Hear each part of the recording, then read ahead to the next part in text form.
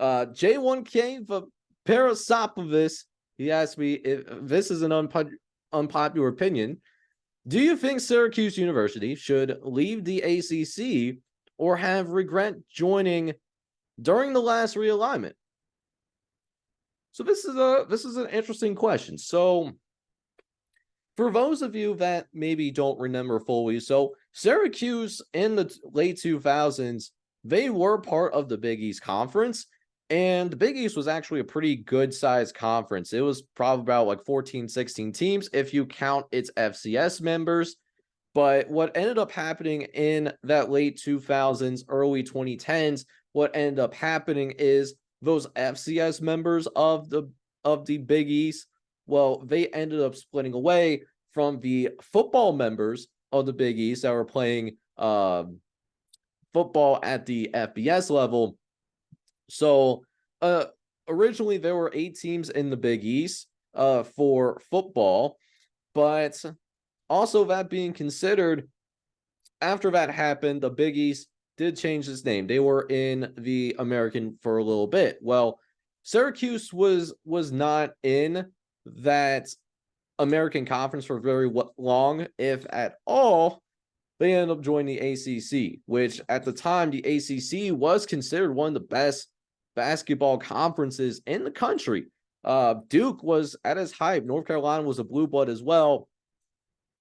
I don't think nowadays, I think the ACC is that good of a basketball conference. I think from a basketball standpoint, I think that conference as a whole is overrated, since Duke and North Carolina, they're not as good as they used to be. And Miami's got some good teams, but we haven't seen Miami really burst onto the national scene. Like, they've had the occasional like Elite Eight appearance, but you know, there's not a lot going on in the ACC nowadays. Even Syracuse has fallen off as a basketball program, although their football team has certainly been solid. There's nothing bad about their football team. I think they're a solid football team. In my personal opinion, one that really you can see a culture building there.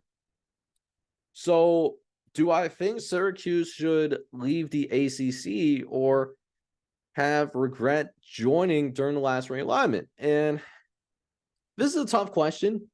I think it really depends on where you want to, what you care about more. Do you care about your football program, or do you care about your basketball program? So the reason why I asked that is that Syracuse is more known for its basketball prowess than its football prowess.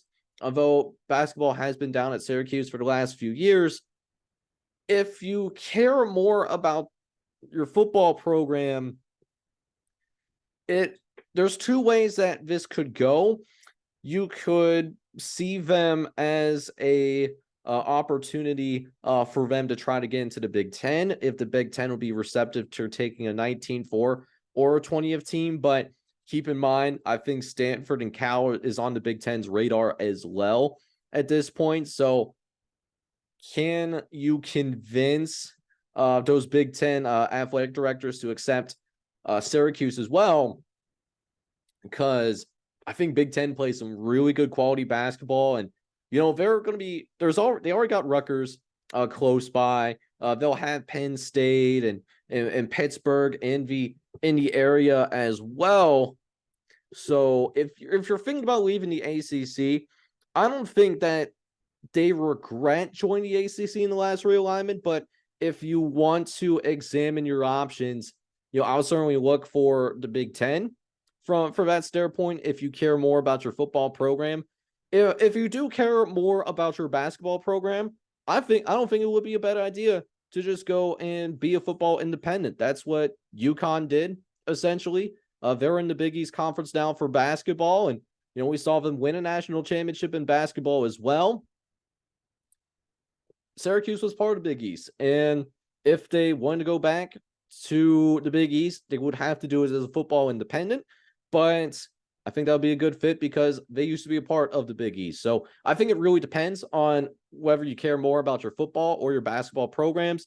Looking at either being in the Big Ten, being an independent, could stay in the ACC as well. But I don't think there's regret necessarily in joining the ACC, but I would lean towards leaving that conference as well if I'm a Syracuse fan, just because.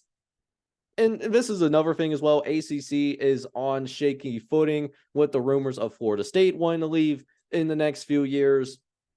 It could get a little bit dicey, and I'm sure Syracuse doesn't want to be bamboozled in that, and could be also be one of those things where we see the buyer's remorse after the fact. We might not see that buyer's remorse like in the year or in 2 years, but within like 5 to 10 years, you might realize that maybe leaving your current conference isn't the best of ideas.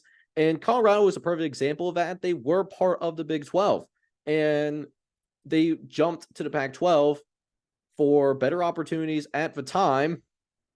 But a decade from now, they realized that maybe the Big 12 is where they belong. So Colorado's going back to the Big 12. UConn's the same thing. UConn, when that Big East and American Conference split happened, they originally were a part of the American Conference. I actually remember this was in like Luke Fickell's first year, I think. It was either Luke Fickell or Tommy Tuberville was the coach of Cincinnati at the time. We went to the Cincinnati Bearcats game, and I remember seeing UConn there, and it was as a conference opponent too. So UConn eventually did end up leaving that conference, ended up being football independent because they just cared more about being a part of the Big East and part of that basketball fit than, what UConn, cared for football. So I think it's going to really depend. There might be a little bit of a case of buyer's remorse for Syracuse too, but we won't know until 5-10 years down the road if we do end up seeing Syracuse leave the ACC. But to answer your question, I think Syracuse should absolutely consider leaving the ACC, considering that it is on shaking ground right now.